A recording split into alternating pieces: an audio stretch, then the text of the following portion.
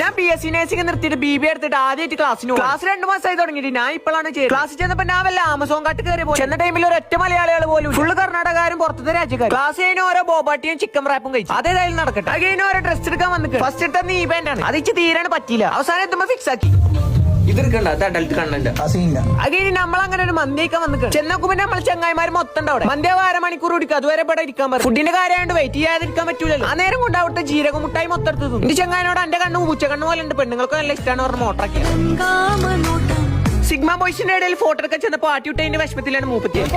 ഞാൻ പിന്നെ സിഗ്മ അല്ലാത്തോണ്ട് ഞാൻ പെട്ടെന്ന് കാത്തിരുന്ന് നമ്മളെ മന്തി അങ്ങനെ വന്നിട്ട് ഇന്ന പോലെ ചെറിയ പീസ് വന്ന് ചാമ്പി പോകുമ്പോ ഒരേ പുതി വണ്ടി ഓടിക്കണം. പെണ്ണുങ്ങൾ എന്തെങ്കിലും ഒരു ആഗ്രഹം പറഞ്ഞ പിന്നെ എന്റെ ചങ്ങായി കേൾക്കാരിക്കൂലല്ലോ. ഇവളുണ്ട് വണ്ടിമ കയറിയിട്ട് ഇതിന്റെ ക്ലച്ച് എവിടെയാന്നൊക്കെ ചോദിക്കണം.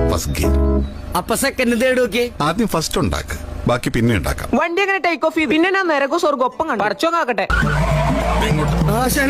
എന്താണ് ഈ വണ്ടിക്കുറിച്ച് ചാഞ്ചാട്ടം?